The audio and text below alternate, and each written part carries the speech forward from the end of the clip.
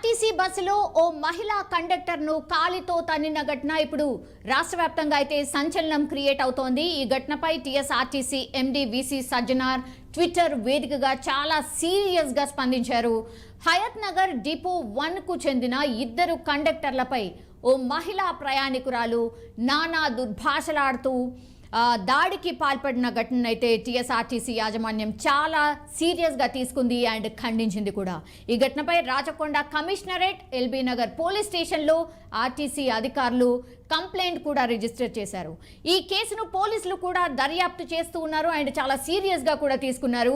మొదటి ట్రిప్ను తన దగ్గర చిల్లర లేదని కండక్టర్ విన్నవించినా ఆ మహిళ ఏ మాత్రం కూడా వినకుండా దాడికి పాల్పడినటువంటి సిట్యుయేషన్ అండ్ చాలా నిబద్ధతతో అండ్ ఓపికగా సమర్థవంతంగా విధులు నిర్వహిస్తున్నటువంటి సిబ్బందిపై ఇలాంటి దాడులకు పాల్పడితే ఏమాత్రం ఉపేక్షించబోము అండ్ క్షమించబోమని టీఎస్ఆర్టీసీ యాజమాన్యం అయితే చాలా స్పష్టం చేస్తోంది. టీఎస్ఆర్టీసీ సిబ్బంది విధులకు ఆటంకం కలిగించినా లేదంటే దాడులకు ఇట్లా దిగితే మాత్రం వ్యక్తులపై చట్ట ప్రకారం చర్యలు తీసుకోవడం ఖచ్చితంగా జరుగుతుంది. టీఎస్ఆర్టీసీ సిబ్బంది చాలా ఓపికగా అండ్ సహనంతో విధులు నిర్వహిస్తున్నారు. ఎందుకంటే ఆర్టీసీ ఫ్రీ బస్ ఫర్ మహిళలు అన్న తర్వాత ఒత్తిడి పెరిగింది. అయినా సరే చాలా ఓపికగా వాళ్ళు విధులైతే నిర్వహిస్తున్నారు.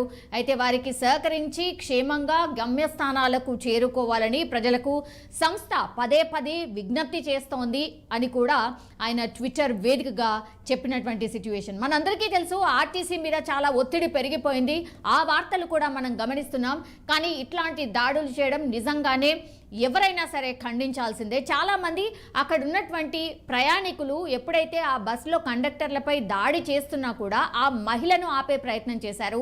కండక్టర్ దగ్గరికి వెళ్ళనీయకుండా ఆరు దాడిని ఆపే ప్రయత్నం చేశారు. కానీ ఆ మహిళ మాత్రం ఎక్కడ కూడా వినకుండా దాడికి పాల్పడుతూనే ఉంది. దీనిపైనే ఈ వీడియో చూసినా కూడా మనకు అర్థమవుతోంది అసలు భయంకరమైన భాష ఉపయోగించింది. సో ఇట్లాంటి వాటిని ఆర్టీసీ యాజమాన్యమే కాదు ఎవరు కూడా సహించరు. ఇట్లా భౌతిక దాడులు ఏమాత్రం కరెక్ట్ కాదు అన్నటువంటి విషయం ఈవెన్ సజ్జనార్ కూడా చెప్పినటువంటి సిచ్యువేషన్ కనిపిస్తోంది. సో ఆర్టీసీ యాజమాన్యం కావచ్చు లేదంటే ప్రజలందరూ కావచ్చు, దయచేసి ఇట్లాంటి దాడులకైతే పాల్పడకండి అండ్